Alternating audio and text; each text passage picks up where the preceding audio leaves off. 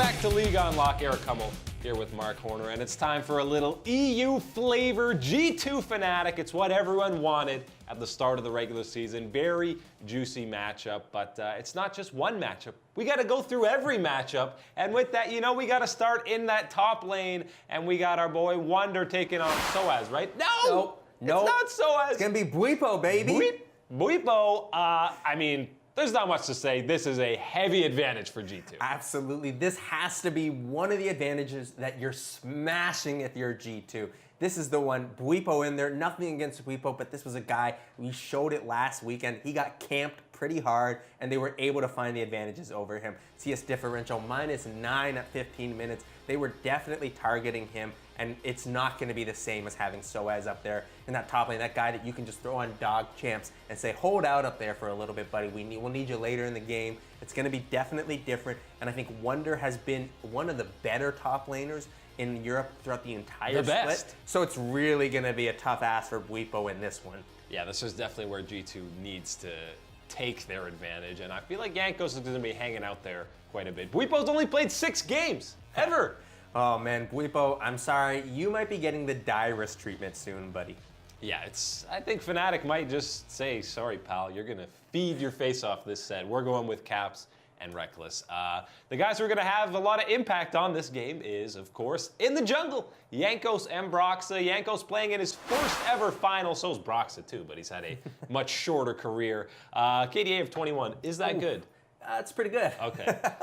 But I definitely want to say here, it's going to be a tough ask for Broxah because he's going to have to spend that attention, that time up there in that top lane protecting Bwipo, as we know that that is going to be an area that G2 are going to want to pressure and really spend their time on. And so it's going to be tough that Broxah has to decide, how much time do I spend trying to help him out? You know, when do I give up on the lane if it's lost at that point in time? And he also has to decide, look, if they're just going to camp top, well, I'm going to camp bot lane and try to help our bot lane get ahead. So it's definitely going to be interesting to see how Fnatic approaches the jungle game. And I think that that is truly going to be the X factor of how they handle this series.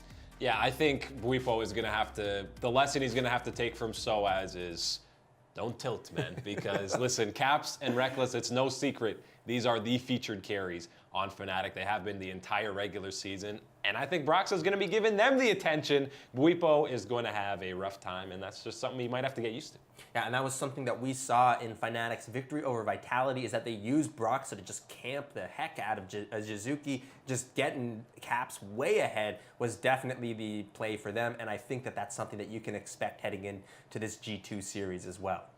Talking about that mid lane, we talked about Caps a lot. We haven't even said his name yet. It's the King, as the broadcast will not ever let you forget.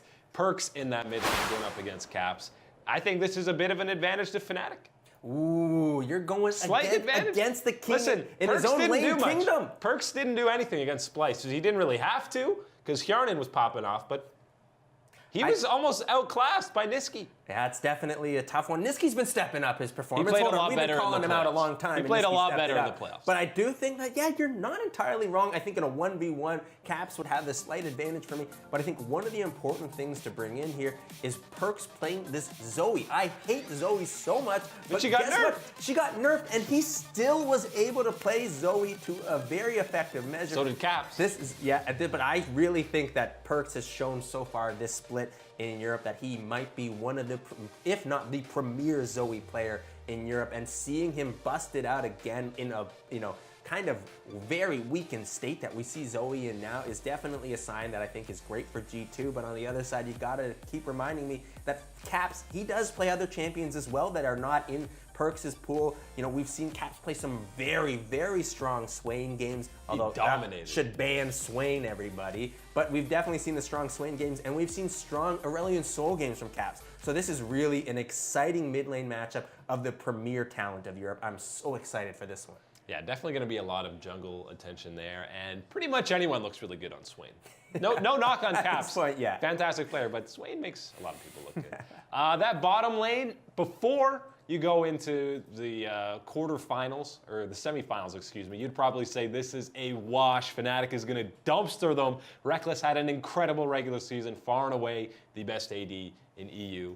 But come semi-final time, Hjarnan really stepped up for G2. He was the premier carry in that set, which is something I don't think I could say in any other game this split. Oh yeah, Reckless is absolutely the guy that you've come to expect for Fnatic, but it's Hjarnan. Hjarnan's the AD that I want to talk about heading into this matchup because he had a fantastic semifinals and he absolutely was smashing it on my favorite champion, Jhin. He was getting it done, and the way that you can tell a good Jhin from a bad Jhin is how they're landing that W, that root shot, and how they're working through that fourth shot, crit damage, and he was a monster with it. I loved his performance.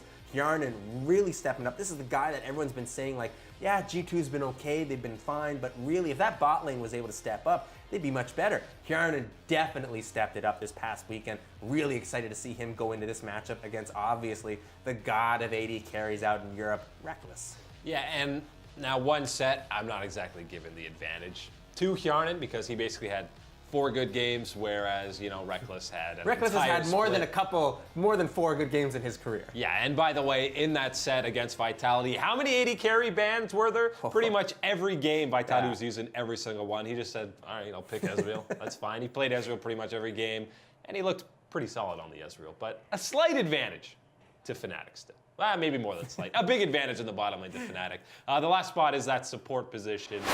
Hylissang taking on Wadid, and I think Wadid has actually been more consistent than Hylissang. Yeah, Hylissang has definitely been someone, though, that has stepped up his performance in the playoffs and has looked better for Fnatic and really in how well he has supported them. But Wadid is definitely someone that's been there all year for G2 and has really allowed them to play this aggressive style now in the bot lane with Hjarnan. He's really allowed him to take these risks that he wasn't taking earlier in the split, and I'm excited because Wadid is the one that's allowing him and enabling him to make these plays.